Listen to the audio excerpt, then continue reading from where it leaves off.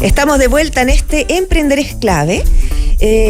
La educación siempre hemos dicho que es uno de los pilares fundamentales para que una sociedad se pueda desarrollar, y es por eso que ya estamos en el estudio con Isidora Ricart, que nos vino a ver al estudio desde el sur de nuestro país. Primera vez que la tenemos acá y estamos muy contentos. Salió con lluvia y llegó, y la recibió la lluvia. Claro.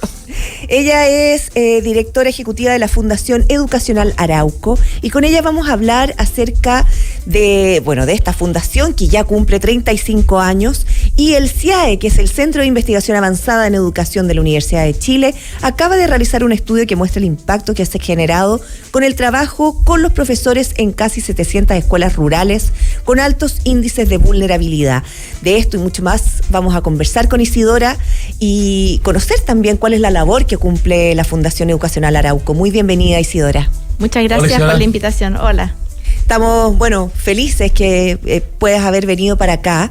Y en este estudio se revela que los docentes de escuelas públicas que reciben apoyo logran mejorar significativamente sus resultados académicos de sus alumnos. Primero, contemos un poquito a qué se dedica la Fundación Educacional, cuál ha sido esta labor, y después nos vamos al estudio mismo. Súper. Somos una fundación educacional, ¿no es cierto?, que nace hace 35 años con el sueño de aportar a la educación pública en las zonas donde Arauco tiene presencia industrial. Entonces estamos en las zonas de Maule, Ñuble, Biobío y Los Ríos, en las 4 regiones. Uh-huh. Y cuando partió la fundación se define en qué aportar. En educación, ustedes sabrán, hay muchos ámbitos en los que se puede aportar. Y desde el inicio se definió que trabajáramos con los profesores, o sea, que formáramos y apoyáramos a los formadores, porque trabajando con profesores y con líderes podemos dar sostenibilidad a lo que hacemos, porque ellos después pueden seguir trabajando con muchos más estudiantes, y al mismo tiempo tiene este efecto multiplicador. Un profesor en su vida atiende a muchísimos estudiantes, entonces no solamente íbamos a impactar o apoyar a aquellos estudiantes que estaban el año que nosotros estuviéramos en una comuna o los 3 años que estuviéramos en una comuna, uh-huh, sino que esto iba a ser multiplicado a lo largo del tiempo. Y hasta el día de hoy mantenemos esa definición. Nuestro foco es la escuela, trabajamos con escuelas públicas y trabajamos con una mirada territorial, es decir, no queremos trabajar con una escuela de una comuna o 3 escuelas de una comuna, sino que ojalá con todo el territorio, de modo que se produzca también sinergia, trabajo colaborativo, y que el territorio mejore sus resultados. Y si uno pudiera aterrizar ese apoyo que ustedes le entregan a los profesores, ¿cómo se materializa? ¿Cómo se hace? Se materializa en que se tiene conversaciones, como son escuelas públicas, con las municipalidades para ofrecer un trabajo conjunto. Desde el inicio definimos un plan, definimos un foco, y va un equipo profesional muchas veces acompañado de externos. Nosotros hacemos mucha alianza. La fundación tiene 38 profesionales y trabajamos con muchas otras instituciones, y entonces vamos al territorio donde vamos a trabajar a ejecutar acciones de formación, acciones de acompañamiento, talleres, entrega de recursos, de materiales, y hacemos un seguimiento, visitamos escuelas, visitamos salas de clase, para ver cómo va en el fondo el trabajo de los profesores en el foco que definimos. Trabajamos en lenguaje, en lo socioemocional, en matemáticas, en liderazgo, y últimamente en lo que se llama trayectorias educativas, que es asegurar que todos los estudiantes terminen su enseñanza obligatoria hasta 4º medio. Perfecto. Isidora, nosotros vimos que antes de la pandemia, la salud mental de los profesores era un problema que estaba bien silenciado, la verdad.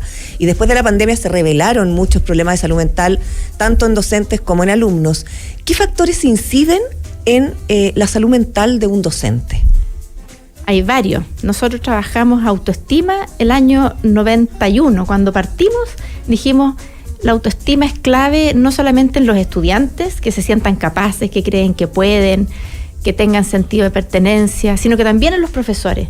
Y ahí nos dimos cuenta lo clave que es sentirte apoyado, tener confianza en el otro, tener un equipo que te respalde. Ahí hay como algunas variables que son higiénicas. Uh-huh. Y luego está, todo lo que es el manejo del estrés. La profesión docente es una profesión súper demandante, porque no es solamente que tienes que saber un contenido a enseñar, sino que tienes que saber manejar un curso, tienes que saber apoyar a un niño cuando está mal, Exacto. tienes que saber resolver conflictos. Entonces, el estrés que reciben los profesores es tremendo. De hecho, salió un estudio hace súper poquitos meses de los trabajos más estresantes a nivel mundial. Sí. Y creo que el número 5 era ser profesor. Sí.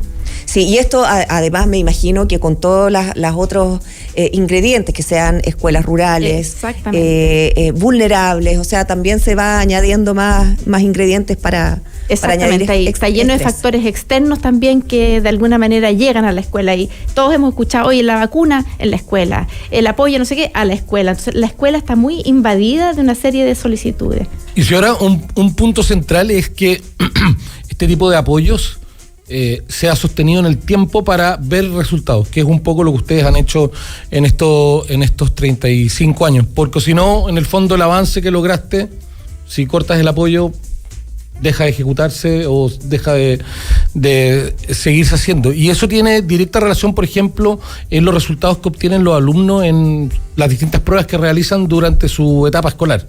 El CIMSE u otra, en los mismos ensayos me imagino que en los mismos ensayos que harán de la paz. ¿Cómo miden ustedes el efecto del apoyo que ustedes entregan? Mira, súper interesante tu pregunta y comentario, porque de alguna manera nosotros hemos ido aprendiendo dos cosas. Uno, que es ideal trabajar en el desarrollo de capacidades. Entonces, cuando tú adquieres una capacidad, tú aprendes a liderar, no se te olvida, porque ya aprendiste. Entonces, a pesar de que el apoyo no se mantenga, ya tienes una habilidad adquirida, y nosotros hemos intentado generar capacidades a nivel individual y también a nivel colectiva de una escuela. Entonces, si la escuela se va al director o se va a un profesor, una escuela dice, oye, pero nosotros ya aprendimos que tenemos que organizarnos de esta manera, ya aprendimos que vamos a enseñar a leer así. Entonces, eso es por una parte.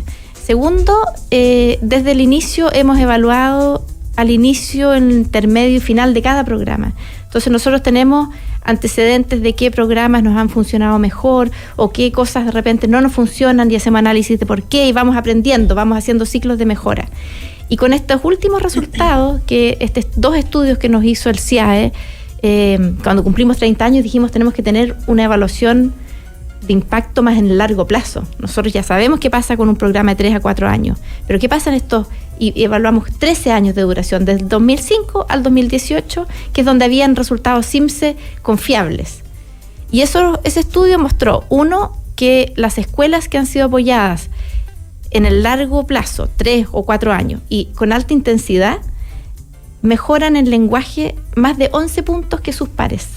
O sea, si todas las escuelas similares del sur de Chile, en condiciones de complejos contextos vulnerables, mejoraban 10, 11 puntos en ese mismo tiempo, las escuelas que nosotros estábamos apoyando mejoraban 11 puntos más.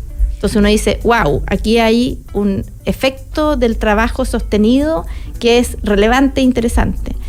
Y cuando no era tan intensivo, la mejoría existía, también era una mejoría significativa, pero creo que eran 7 puntos. Entonces, la intensidad le otorga un mayor impacto.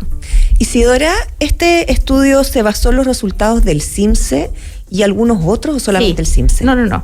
El CIAE hace varios años atrás hizo un indicador que se llama el IDE. Ya. Entonces, el indicador de desarrollo escolar. Y que juntó distintos indicadores, repitencia, deserción, CIMSE y otros más. Son 10 indicadores que se ponen juntos en una ecuación y se ve si las escuelas en Chile mejoran.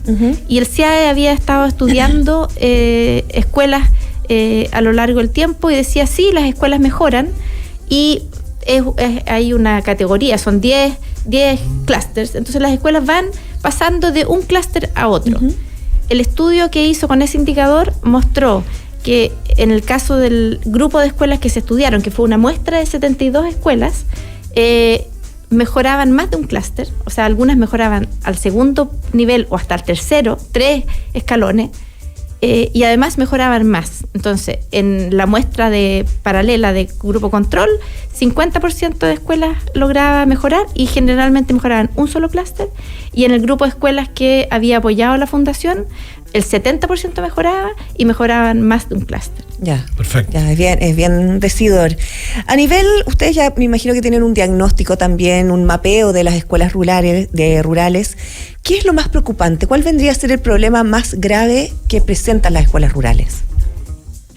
Antes de contestarte eso, nosotros trabajamos con escuelas rurales y urbanas. Ya. En los contextos en los que estamos, efectivamente hay muchas más escuelas rurales. El 75% de las escuelas en los 4 territorios donde trabajamos, las comunas de esas regiones, son rurales, pero solo el 31% de la matrícula de esas zonas están en la ruralidad. Uh-huh. El resto es escuelas urbanas.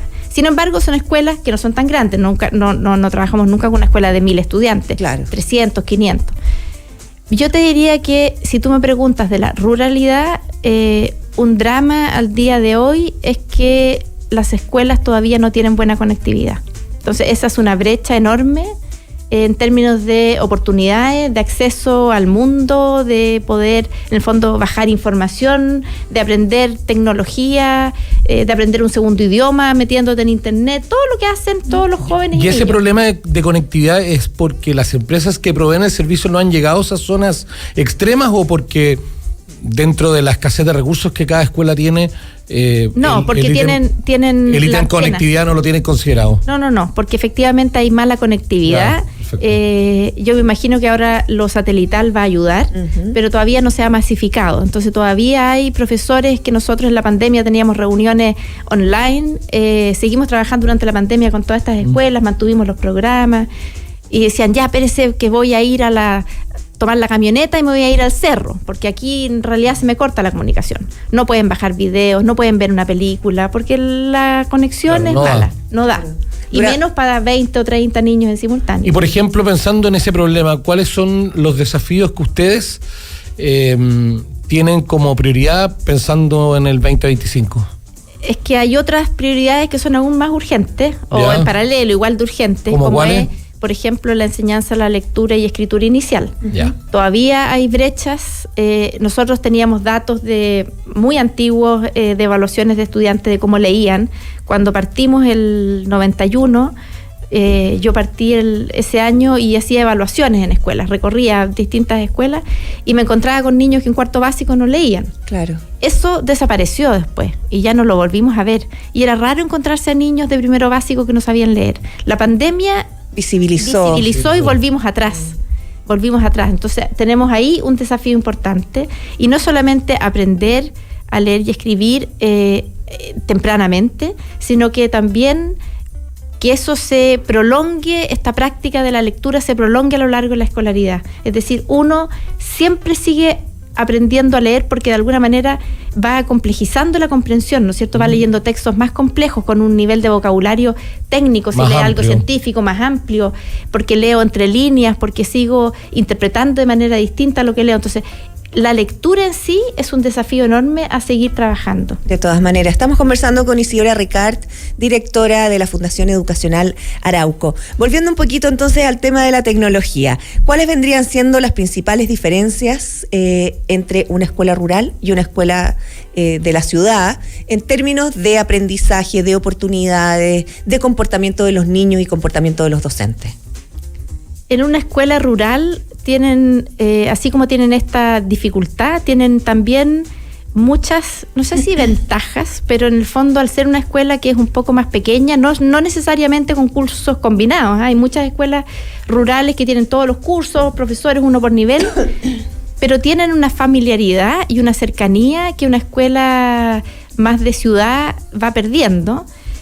También tienen el contexto muy cerca de la escuela. Entonces tú tienes, por ejemplo, el trabajo de la familia, o si estás cerca de bosques, la naturaleza, o las demandas que tienes, y entonces hay mucha innovación que se hace muy rápido en las escuelas rurales, y que cuando uno las conoce, dice, pucha, que tenemos harto que aprender de una escuela rural donde hay un grupo de profesores que está haciendo cosas que a lo mejor en otras escuelas no vemos, pero al mismo tiempo tienen la complejidad de las distancias, de esta falta de conectividad, de a veces estar más alejado de los centros urbanos para formarse o para tener acceso a cursos, que lo digital te lo permite, ¿no es cierto? Pero si no tienes conectividad en claro, tu escuela, es muy difícil. Y bueno, para ir cerrando, ustedes trabajan mucho con los profesores, con los docentes. Hemos visto también a lo largo de la trayectoria de Fundación Arauco, Educacional Arauco, que los niveles de aprendizaje han aumentado. Uh-huh. Pero ¿cómo se puede cuidar la salud mental de los docentes? Bueno, nosotros estamos ahora en un programa en la comuna de Arauco que se llama Sentires, es cuidarnos en comunidad, y estamos trabajando a la vez con casi 400 profesores y asistentes de la educación, vivencialmente lo que es reconocer, nombrar, identificar y gestionar tus emociones, para que después de que lo trabajemos con ellos mismos, ellos vayan y lo trabajen con sus estudiantes. Un profesor que no logra gestionar sus propias emociones difícilmente le puede enseñar a un alumno o alumna a gestionarlas. Entonces, claramente el trabajar con los docentes herramientas concretas y simples, tenemos el termómetro emocional, tenemos unas tarjetas para ir identificando, tenemos unos juegos también que se van a las familias, para que las familias en un ratito en la casa conversen con sus hijos respecto de: paraste en un lugar, ¿qué significa eso? ¿Cuál es la diferencia entre rabia, enojo, frustración? ¿Qué hago cuando tengo rabia? No es malo tener rabia. Hay veces que uno tiene rabia y que generan ideas y, ¿cierto? Te moviliza. Pero ¿cómo expreso esa rabia? Entonces hay una serie de cosas que hace 10 años nadie pensaba que la escuela tenía que enseñarlas, y nosotros estamos convencidos que es parte del aprendizaje.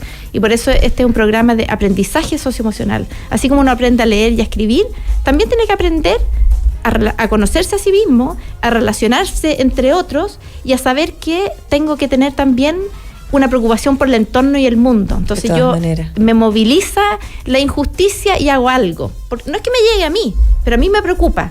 Está dentro de mi ámbito de acción. De todas maneras, qué importante labor han cumplido, qué interesante también que la empresa privada se esté vinculando con estas áreas de la educación que, como decimos, es el pilar fundamental de la sociedad.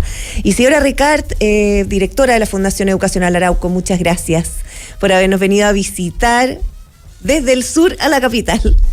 Así que le vaya muy bien. Que estén muy bien.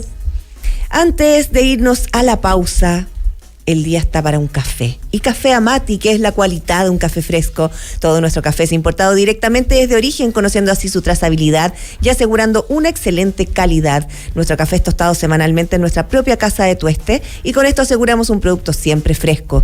En Café Amati encontrarás diferentes variedades de café arábico y blends. Ingresa a www.cafeamati.cl para conocer todo sobre el mundo Amati, la cualidad de un café fresco.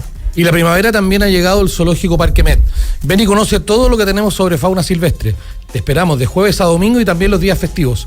Recuerda que para ingresar debes reservar tu ticket con anticipación en www.parquemet.cl. Y para más información visita nuestras redes sociales, @parquemetnimbu y @zoonacionalchile. Me contó un pajarito que los chilenos quieren reír y ayudar así a mejorar su calidad de vida. SQM Litio, Farmacia Fracción, Caja Los Andes y Comedia Ticket presentan Risatil, un plan que beneficia a los afiliados de la Caja con un 50% de descuento exclusivo en los mejores shows de stand-up, porque la alegría ayuda al bienestar. Ingresa a fracción.cl o conoce más en las redes sociales de SQM Litio. Ya lo sabes, te lo contó un pajarito. 11:30 de la mañana, nos vamos a una pausa, ya volvemos. Una pausa y seguimos pensando en grande. Escucha, emprender es clave.